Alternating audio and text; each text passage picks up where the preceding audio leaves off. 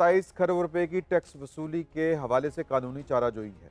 वज़ीर ख़जाना औरंगज़ेब के जानिब से टैक्स नेट को वसी करने और टैक्स वसूलियों के मामलात में ताख़ीर पर तशवीश के इजहार के सिर्फ एक दिन बाद हुकूमत ने कौमी असम्बली में अपीलेट ट्रिब्यूनल इन 80 और IR कानूनी चाराजोई में फंसे 27 खरब रुपए से ज़ायद की वसूली के अमल को तेज़ करने के लिए बिल पेश कर दिया।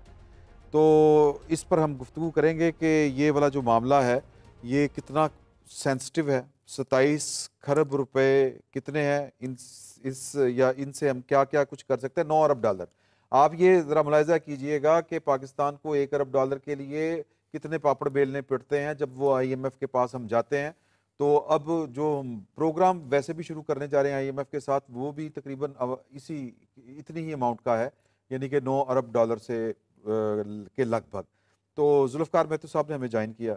सर, ये जो सरमायादारों का मसला है या ये कोई कार्टेल बन गया हुआ है, या ये अदालती और सरमायादाराना जो निज़ाम है ये मिलके, या सरमायादार मिलके अदालती निज़ाम के साथ कौम के पैसे के साथ खेल रहे हैं, क्या कर रहे हैं? ये देखिए, आपने बिल्कुल सही कहा, ये 9 बिलियन डॉलर के लगभग रकम बनती है, लेकिन पाकिस्तानी रुपए में इसकी अपनी अहमियत बहुत ज़्यादा है। ठीक, पाकिस्तान में इस वक्त 9,400 अरब रुपए का टैक्स इकट्ठा किया जा रहा है पूरे पाकिस्तान में मौजूदा माली साल में। ठीक, और ये कंडीशन IMF की, ठीक, 3 अरब डॉलर का जो हमने स्टैंड बाई लोन लिया था, उसकी ये कंडीशन थी कि आप 9,450 अरब का टारगेट पूरा करेंगे, चाहे जैसे भी करें। और उस पूरा करने के चक्कर में आपको पता है पाकिस्तान के अवाम के ऊपर बिजली से लेके पेट्रोल तक, पेट्रोलियम लेवी से लेके हर जगह पे टैक्स लगा हुआ है।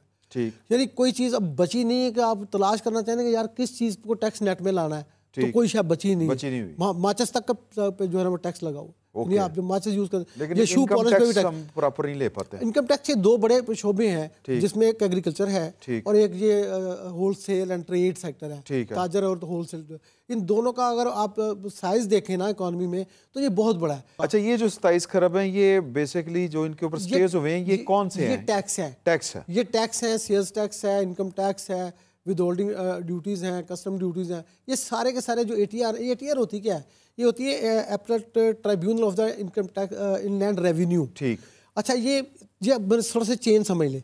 सबसे पहले मेरा, आप टैक्स एजेंसी हैं, FAR है और मैं ताजर हूँ, मेरा आपसे डिस्प्यूट हो गया, आपने मेरे ऊपर टैक्स लगा दिया, मैं आपके खिलाफ अपील करूँगा आपके महकमे के कमिश्नर अपील के पास। ठीक, कमिश्नर अपील मेरे खिलाफ फैसला दे देता है, तो मैं इसको ले जाऊंगा केस को अपील में ATR के पास, ATIR के पास, यानी ट्रिब्यूनल के पास ले जाऊंगा।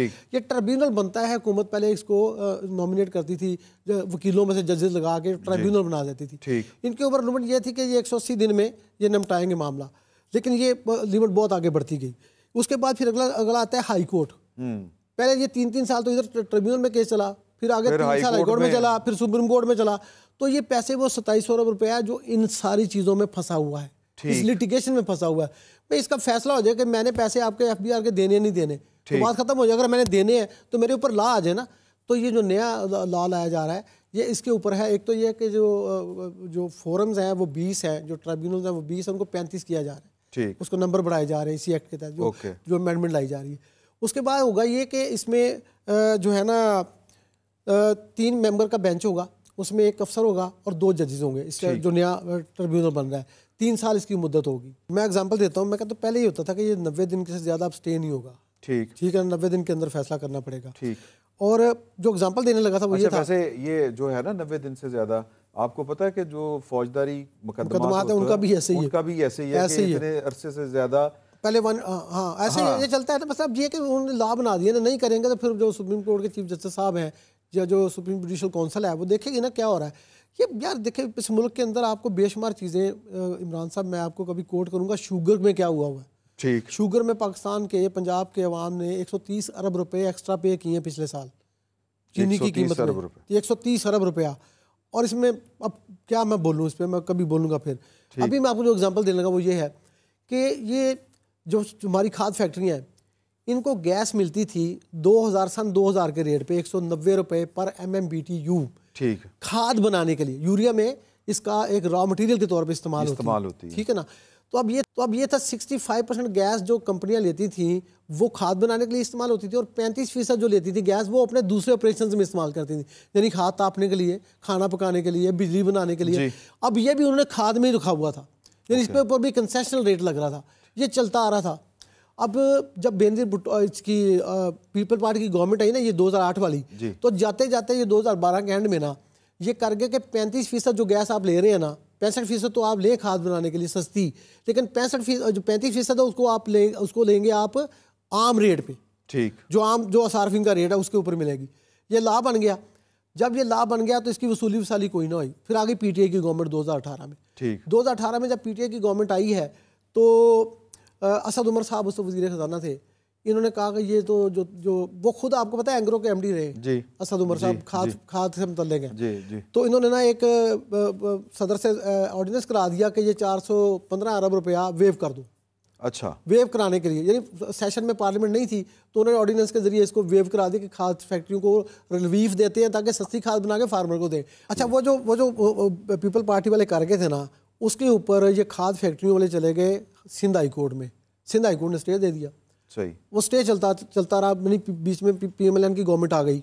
ठीक, तो पीएमएलएन की गवर्नमेंट खत्म हो गई, फिर पीटीआई आ गई 2018 में। तो असद उमर ने सदर से ऑर्डिनेंस करा लिया कि ये सारे 415 अरब वेव कर दिए जाए। इस पे शोर पड़ गया पूरे पाकिस्तान में कि ये क्या धांधली होने लगी है। ठीक, अंधाधुंध हो गई। फिर उसको मेरे ख्याल में पता नहीं ये वजह हो सकती है या नहीं हो सकती, आई डोंट नो, मैं इस पर कन्फर्म नहीं हूँ। लेकिन उसके बाद वजारत ख़जाना असद उमर साहब की तब्दील कर दी गई। ठीक है, अब ये हुआ ये कि वो वापस हो गया।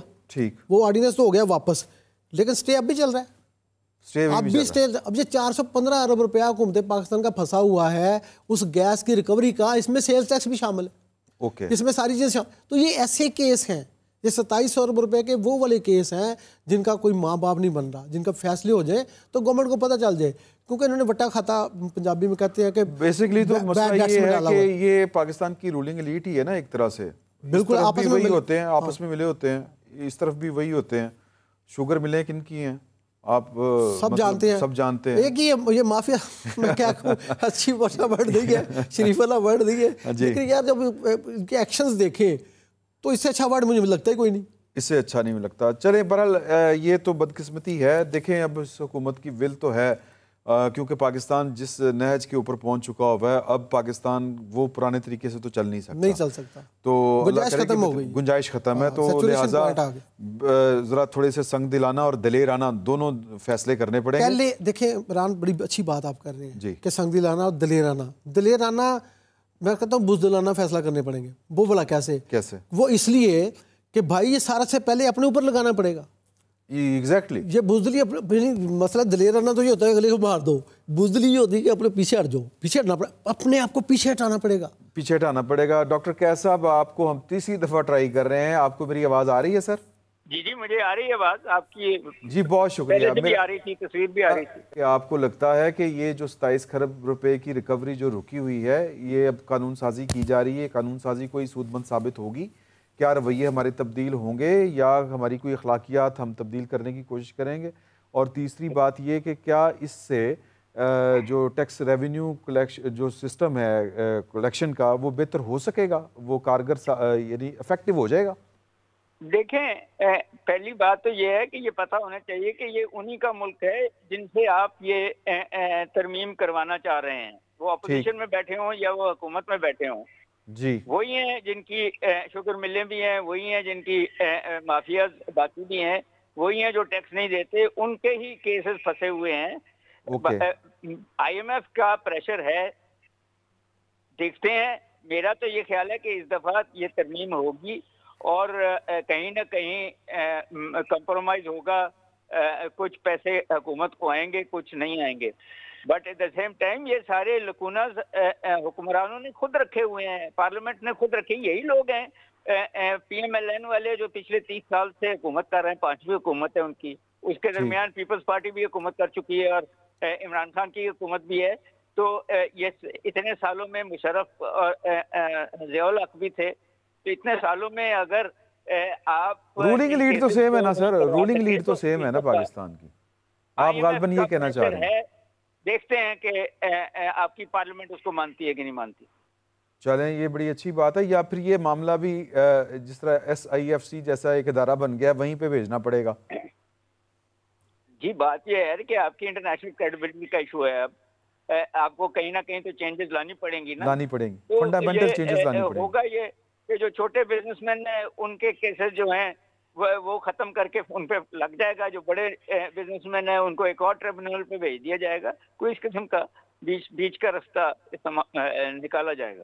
चलें, बहुत शुक्रिया सर आपका, डॉक्टर कैस असलम साहब, बहुत शुक्रिया सर। आप बात मुकम्मल कीजिएगा जो आप कर रहे थे। मैं फिर एक और इशू के ऊपर आपसे राय लेना चाह रहा हूँ। मैं ये कह रहा था कि अभी जो आएगा ना, अभी जो नया लॉ आ रहा है उसके अंदर वो है कि हाई कोर्ट की, वैसे पहले होता था ना कि आपको ट्रिब्यूनल से आप केस हार गए हैं, अब आपके पास 90 दिन होते थे कि आप हाई कोर्ट में जाके इसकी अपील करेंगे।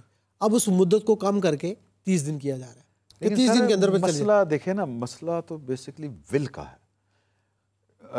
जो अभी बात हम कर रहे थे रूलिंग एलीट की, जिस तरह डॉक्टर कैस असलम साहब ने भी की, और फिर जहाँ पर पाकिस्तान पहुँच चुका हुआ है इन रवैयों की वजह से, क्या वो रवैये तब्दील हो सकते हैं कि नहीं हो? ये रवैया तब्दील होता है पाकिस्तान के अंदर। आपने देखा एक्सपीरियंस ये है कि डंडे के साथ, ठीक है ना, ये यानी विलफुल डिफॉल्टर की टर्मिनोलॉजी इधर पाकिस्तान में मैंने देखी है। विलफुल डिफॉल्टर क्या होता है? डिफॉल्टर होता है, बस बात खत्म हो जाएगी। डिफॉल्टर हो गया, उसको पकड़ लो यार। बात का होता है ये डिफॉल्टर है, इसको थोड़े से जुर्माना डाल के छोड़ दो, वो फिर जाके दिन आता है। जैसे मैंने देखा नैब का इतना अच्छा लगा, और मेरा ख्याल है कोई विलफुल डिफॉल्टर कोई भी पाकिस्तान में पकड़ा नहीं गया। नहीं, सारे बंदे डिफॉल्ट विलफुल करते हैं। हाँ जी, डिफॉल्ट करने का मतलब उसको कोई हवा में थोड़ी होती है, उसको सारा पता होता है कि मैं डिफॉल्ट करने जा रहा हूँ। ऐसा ही है मेरे पास ये अब ये चीज़ें। अच्छा, जो है ना, इसमें एक तो 30 दिन हो जाएंगे। दूसरा ये कि हाई कोर्ट को, जैसे आप बिजली के बिल के खिलाफ जाते हैं ना मुकदमा करने बिजली के बिल पे, तो वो कहते हैं भाई इतनी सर्टन रकम जमा कराओ तो फिर उसके बाद आपकी अपील लगे। इसमें ये होगा कि आपके खिलाफ जो प्रूव्ड टैक्स क्लेम होगा ना FBR का, उसका 30% आपको कोर्ट में पहले जमा कराना पड़ेगा। ठीक है, कुछ ना कुछ तो आए खजाना में। अब वो आएगा, उसके बाद केस लगे, यानी कि आपने कुछ भी नहीं जमा कराया और केस शुरू, और फिर हमेशा के लिए खत्म। 27 अरब फसाब है बैठे। अब इसमें यह है कि एक ADR का, यानी जो है ऑल्टरनेट डिस्प्यूट रेजोल्यूशन का एक मैकेनिज्म भी आ रहा है ठीक इस नए लॉ में। वो उसमें ये होगा कि जो अब जब आप जाएंगे ना अपने ट्रिब्यूनल में, ट्रिब्यूनल पहली पेशी में ही बता देगा कि अगर आप ADR चाहते हैं चले जाए, तो ADR में भी जाके आप अपना मसला FBR आप दोनों मिलकर कर सकते हैं। अच्छा, एक जो आखिरी जो मैं डिफरेंट इशू है वो है कि आज हमारी स्टॉक एक्सचेंज जो है वो 100 पॉइंट पे चली गई। ये क्या हो रहा है? देखिए, मैं मतलब अच्छी बात है। हाँ, अच्छी बात है। देखिए मेरी बात सुनिए, स्टॉक एक्सचेंज तो हाईएस्ट अपने मार्क पे गई है, यानी उसने बुलंदियों को छुआ है जो पहले कभी नहीं हुआ। स्टॉक मार्केट एक बैरोमीटर है पाकिस्तान के और फॉरेनर के इन्वेस्टमेंट के लिहाज से कॉन्फिडेंस का। ओके, ठीक है, ठीक। ये मैं इसमें कभी देखें, दुनिया भर की स्टॉक मार्केट काम करती है कि अगर मेरी फैक्ट्री है, अगर वो अच्छा परफॉर्म कर रही है और लोगों को अच्छे मुनाफे की तवक्को है तो लोग मेरा शेयर खरीद लेंगे। यहाँ ये नहीं है। ठीक, यहाँ पे हॉट इन्वेस्टमेंट है, यानी ये रोज का कारोबार है। शाम को प्रॉफिट जेब में डाला, निकल गए, थोड़ा सा लॉस किया, अगले दिन उसको मेकअप किया, निकल गए, खरीदते रहे, निकलते गए। मुझे पता है आपकी कौन सी दिहाड़ी बिजनेस नहीं दिहाड़ी यार। देखें रियल टर्म में खुदा का खौफ खाए, बस ये बात करने वाले होता है ना कि स्टॉक मार्केट को गवर्नमेंट बना के पेश कर, ये देखें जी हमारी स्टॉक में। और भाई आप इंडस्ट्री की ग्रोथ बताएं, आपकी लास्ट ईयर मैन्युफैक्चरिंग जो है वो तो गिरी हुई है, तो ये शेयर क्यों बिक रहे हैं? हाँ, ये हवा में बिकी जा रहे हैं। ये बताया ना मुझे क्या है। बिल्कुल। अच्छा, बैंकिंग इंडस्ट्री के पास इतना 35% टैक्स लगा हुआ है, प्रॉफिट उनके फिर भी बहुत है क्योंकि वो काम नहीं कर रहे। कौन सी इंडस्ट्री? बैंकिंग। हाँ। बैंक क्या कर रहे हैं? इमरान साहब हैरान होंगे, बैंक ये कर रहे हैं कि हुकूमत को कर्जा दे रहे हैं सिर्फ, और प्रॉफिट ले रहे हैं बस। कोई काम वो उनका मुझे बता देंगे क्या काम है लोगों को वो इंडस्ट्री चलाने के लिए, एग्रीकल्चर के लिए तो स्टेट बैंक उनको डंडा करता रहता है कि 2 एग्रीकल्चर का लोन दो, वो देते हैं उतना ही जितना उनको, बाकी वो गवर्नमेंट को देते हैं। वो कहते हैं गवर्नमेंट नहीं छोड़ रही। चले, मतलब ये है कि पाकिस्तान का कोई भी शोबा जिसको हम कह सकें आ डालेंगे, वो फिलहाल तो यही, वो सुहेल अहमद साहब के बकौल जड़ा पर नो हिलाल। चले जी, आपका बहुत शुक्रिया।